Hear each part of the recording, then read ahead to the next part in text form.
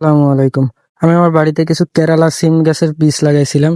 খাটো জাতের সিম, এটা নাকি অনেক ফলনশীল, উচ্চ ফলনশীল জাতের বীজ। এজন্য আমি অনলাইন থেকে অর্ডার করে কিছু কেরালা জাতের সিমের বীজ এনে লাগাইছিলাম।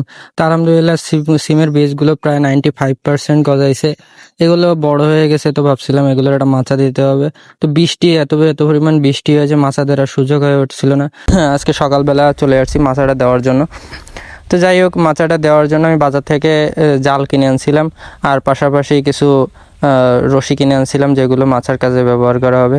আমি বাঁশগুলো আগেই পুঁতে রাখছিলাম, কারণ মাচা দিতে গেলে বাঁশের প্রয়োজন আছে। বাঁশগুলো আগেই পুঁতে রাখছিলাম। এই মাচাটা দিতে আমার মোটামুটি 300 টাকার মতো খরচ হয়েছে।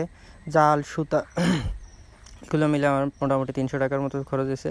তো সিম গাছ এমনি গাছেও উঠায় দেওয়া যায়, গাছে উঠানোর থেকে মাচায় দিলে সিমের ফলন বেশি হয়, যার কারণে আমি সিম গাছের জন্য মাচাই তৈরি করে দিতেছি। এত পরিমাণ বৃষ্টি যে বৃষ্টিতে কোনো গাছই টিকিয়ে রাখা সম্ভব হচ্ছে না, তারপরেও আলহামদুলিল্লাহ আমার গাছগুলো সুন্দর হয়ে আছে। তো এর জন্য অনেক অনেক শুকরিয়া আল্লাহর কাছে যে এত পরিমাণ বৃষ্টির ভিতরে গাছগুলো ভালো আছে। তো মাচা দিতে দিতে বলি, যারা সিমের বীজ লাগাবেন অবশ্যই সিমের বীজগুলো সুন্দর জাতের বীজগুলো দেখে আনবেন, না হলে কিন্তু বীজের ফলন ভালো হবে না। আমি অনলাইন থেকে আনছি, ভালো হয়েছে, এজন্য যে আপনারা ভালো পাবেন এরকমের না। অনলাইনে সকল জিনিস ভালো হয় না, আপনারা জাস্টিফাই করে এরপরে বীজগুলো আনবেন।